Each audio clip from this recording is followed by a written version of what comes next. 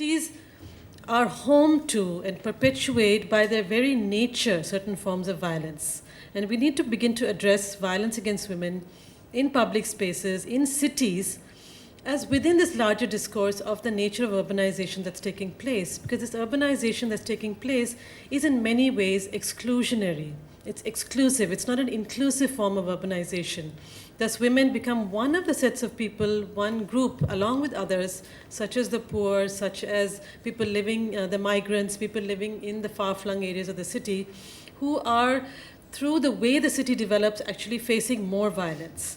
We saw a sort of a surge of interest and public discourse and media discourse around the December 16th case.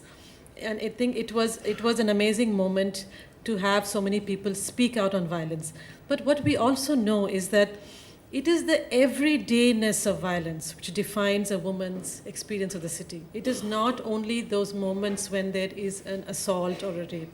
Every morning when I step out into the city and I'm going to use public transport or I'm walking around, there is a fear in me that I might face violence. It is not that I face violence every day, but that fear that I might face violence begins to define the way that I experience a city. It begins to define the way that I think I can experience a city.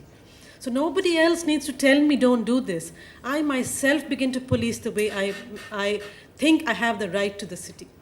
So it's a very insidious way whereby we ourselves take away our right to the city because of fear. So we need to address fear. It is not enough to address just the incidents of violence. And that's why it's important that for Jagori, we took up a campaign like the Safe Delhi campaign, which has been supported by the UN Women, by Delhi government, by Women's Future Service, by a range of other partners, because it has to be in a campaign mode. It has to address a range of stakeholders who occupy the city, who believe they have a right to the city, and who do things in the city. So very often when we talk about violence, we tend to sort of point our fingers at the police. Now, I'm not in any way excusing the police. I think the police have their role in creating safety. But I also ask my question, if we had a police van in every corner of the city, would we have a safe city? No. So policing is not the only thing we're talking about. We need to begin to look at which are the other institutional structures and service providers that need to provide safety, that need to recognize that they have a role in safety.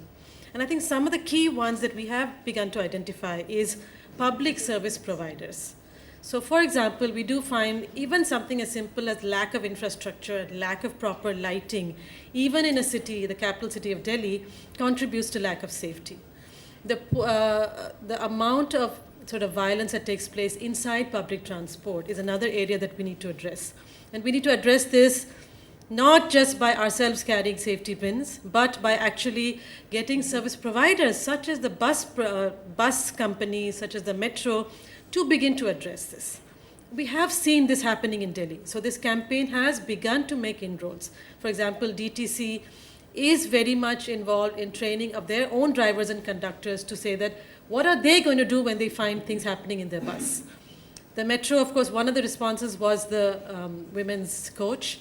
The other has been a sustained campaign on the metro to say that, what is unacceptable behavior, why is the fact that metro police are there. We need to have campaigns with auto drivers, we need to have campaigns, because we need to get all of them as stakeholders in this process.